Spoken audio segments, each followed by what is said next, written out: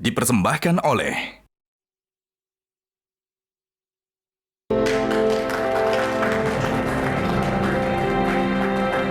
Ya, baik. Mas Ganjar, saya kembali ke Anda. Saya minta tanggapan Anda. Mungkin juga bisa menanggapi statement dari Mas Kodari bahwa ya Presiden punya hak gitu. Sementara tuntutannya adalah Presiden untuk netral. Netral yang seperti apa?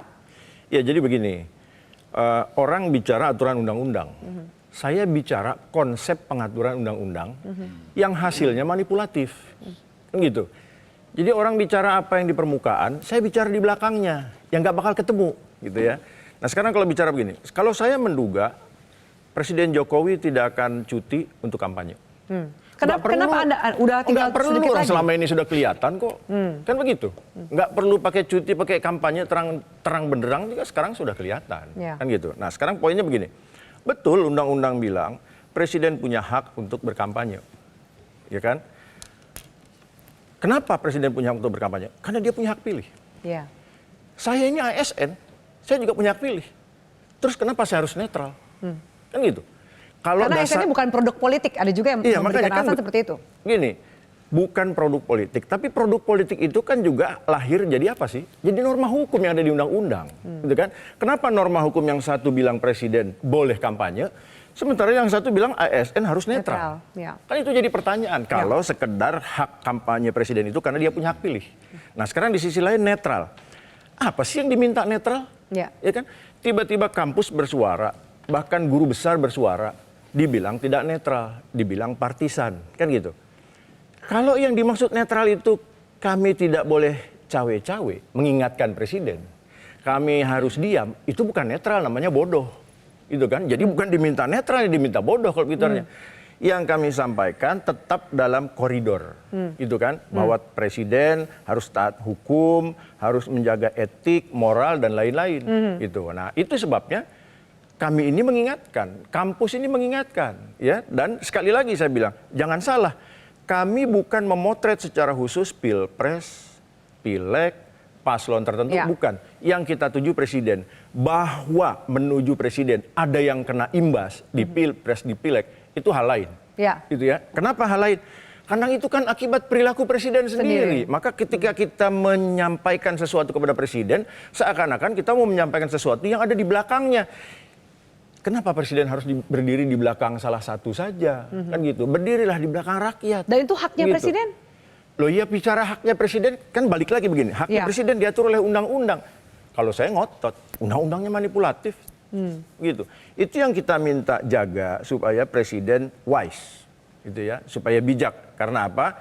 Kembali lagi, kita ingin kontes ini kontes yang sehat. Gitu kira-kira. Baik, saya akan ke Prof. Kunchoro. Prof. Kunchoro, kalau kemudian menurut Anda, akankah istana atau Presiden akhirnya mendengarkan, bahkan akhirnya mengikuti apa masukan, kritik, dan saran yang disampaikan oleh para guru besar dan juga rekan-rekan mahasiswa ini? Atau ternyata hal yang berbeda, tidak sesuai dengan harapan Anda? Tidak, saya tidak akan melihat berubah. Dari mimiknya Pak Jokowi yang muncul, kemudian juga dari Ari Dipayana ketika berketerangan, itu tidak akan berubah. Karena itulah maka kami itu yang kami sesalkan. Gitu. Sudah mereka melakukan pembenaran itu. Tadi dikatakan bahwa Presiden boleh, saya itu protes, Pak. Sekarang misalnya Pak Luhut, saya memilih ini, gitu. Saya foto, hanya foto saja, berfoto. Dengan gini-gini tidak boleh. Ya. Begitu. Tapi kalau mereka ngomong dengan memihak, kalau saya bertanya, kalau Pak Jokowi mereka itu memilih seperti ini atau berpihak, itu sebagai presiden atau sebagai pribadi? Ini tidak pernah dibahas. Bagaimana masyarakat bisa membedakan itu? Nah, itu banyak peran. Makanya itu hanya rasa yang bisa membedakan. Gitu. Dia itu disumpah untuk adil. Gitu. Disumpah untuk adil. Tetapi dia ingkari adil itu. Artinya sekali lagi bahwa kemudian dia berkelit dengan tadi pembenaran, hukum tidak dilanggar, gitu loh. Hukum itu kan yang tertulis, kembali lagi tadi saya setuju dengan dari BEM tadi yang mengatakan bahwa kalau itu selama bukan enggak akan pernah ketemu. Tetapi sekali lagi hanya dengan rasa. Dan ini sekali lagi, kami dari UGM itu pengen menjaga marwah Pak Jokowi, gitu loh. Karena kalau Pak Jokowi rusak, yang Gajah Mada juga cemar. Ya, baik. Baik, saya minta tanggapan ya dari Prof. Bambang, silakan. Bagaimana supaya melihat bahwa petisi kampus ini sesungguhnya adalah kontrol sosial bagi presiden dan pemerintah sendiri. Jangan kemudian malah dicampur adukan, bahkan melempar diksi urusan partisan politik. Oke, baik. Ini supaya kelihatannya semuanya suaranya sama nih ya. Saya agak sedikit berbeda nih, Mbak. Jadi terkait dengan masalah pengaruhnya gitu ya. Saya melihat ya, ini saya dari perilaku mungkin eksperimen lah gitu ya. Saya semalam melihat kelihatannya agak berbeda itu kan, capres nomor 2 itu kan. Dia berusaha dalam debat maksud dalam Anda? debat misalkan. Ya, okay. Paling tidak to some extent adalah pengaruh sedikit gitu. Anda merasa tapi mungkin ya signifikan. Itu pengaruh dari suara-suara yang kalau dari sisi kita kan dalam agama pun harus jangan terlalu suudzon juga gitu ya. Apapun usahanya meskipun tidak berhasil yang penting kita usaha gitu ya.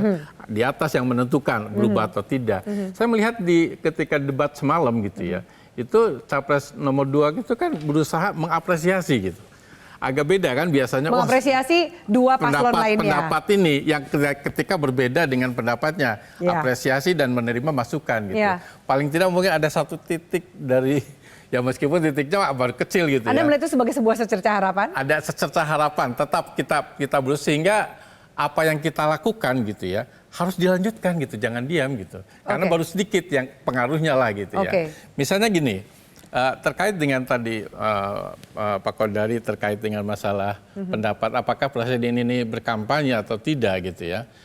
Kalau saya sih meskipun secara hukum katakanlah boleh gitu kan ya. Tapi kan masalahnya saya kira orang pun nggak istilahnya kalau menggunakan bahasa Bung Rocky itu ya, nggak bodoh lah gitu ya kita masyarakat nih, karena bagaimana mungkin ketika katakanlah presiden cuti dia tidak menggunakan fasilitas negara, itu nggak mungkin gitu ya, sehingga nanti akan menurunkan kredibilitas presiden juga, sehingga saya memprediksi sama dengan Pak Kodari. Kayaknya presiden nggak mungkin, nggak akan mengambil tindakan cuti itu. Jadi tetap seperti sekarang gitu, tetap sekarang gitu. Karena tapi tidak ngambil cuti bukan berarti akhirnya presiden netral? Atau Anda melihat itu? Itulah bukan berarti netral. Karena mungkin tadi bisa cukup dengan apa yang sudah dilakukan selama ini. Misalkan contoh, misalkan. Cukup ini, untuk? Cukup misalkan saja dengan apa? Gaya atau mungkin kebijakan yang dilakukan perintah, misalnya contoh bansos gitu kan, misalkan bansos nih gitu ya. Sebenarnya kita sudah dari dulu melihat kemungkinan ada semacam ya, kita sih baru kalau dalam dunia pendidikan ini hipotesis lah gitu ya. Hipotesis awal lah. Hipotesis awal kitanya. Kenapa ini kok biasanya yang namanya belanja pemerintah kita yang ditransfer ke daerah itu dulu tuh sepertiga itu Mbak, yang masuk APBD. Tapi kok tiap tahun ini menurun gitu. Bahkan yang tadinya sepertiga bisa 28, 26 bisa dicek mungkin sekitar 25% gitu ya. Belanja ke transfer ke daerah itu. Yang besarnya itu belanja non KL gitu ya. Di antaranya yang subsidi bansos segala macam itu gitu. Saya kira kita pernah sama-sama mendengar ya bagaimana penjelasan Bu Menkyu misalkan saja. Mohon masyarakat melihat bagaimana penggunaan daripada bansos itu. Yang tahun lalu katakanlah 476 triliun, sekarang naik 20 gitu. Nah kalau kita lihat masyarakat jeli gitu ya, kenapa gitu? Bukan pandemi bisa naik 20 gitu. Tapi apakah masyarakat sejeli itu, Prof. Komar, apakah kemudian masyarakat bisa membedakan lapisan-lapisan atau batasan yang tipis ini? Nah, ini perlulah kita sebagai katakanlah dari perguruan tinggi menjelaskan. Makanya dalam kesempatan saya ingin menjelaskan nih Mbak ya. Jadi misalkan gini, memang tadi masalah penggiringan opini gitu. Bisa saja kan opini ini kita biasanya ngajarin ke mahasiswa gini, ada 2 kaidah gitu ya.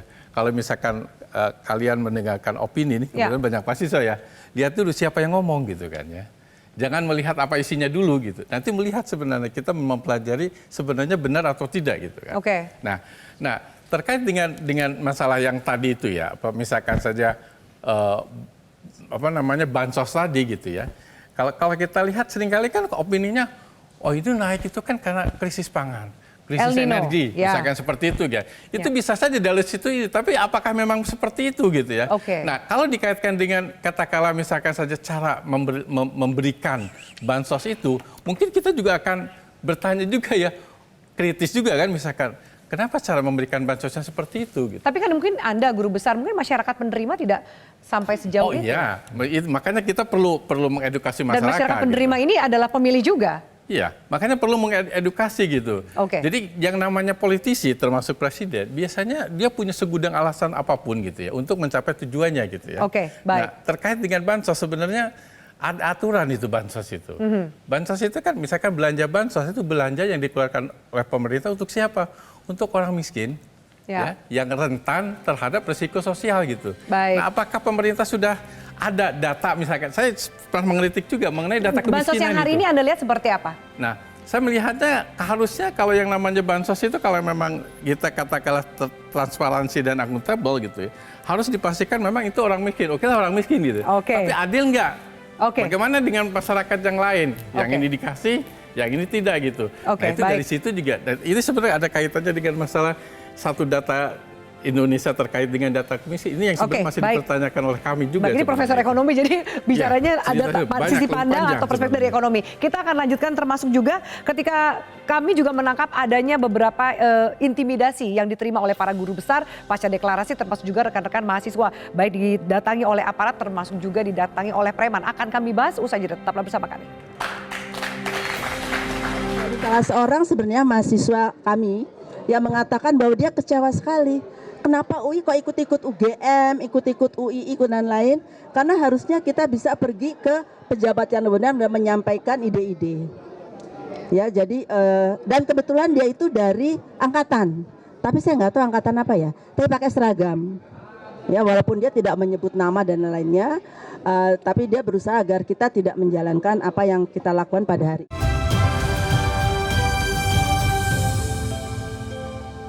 Jelajahi cara baru mendapatkan informasi. Download Metro TV Extend sekarang.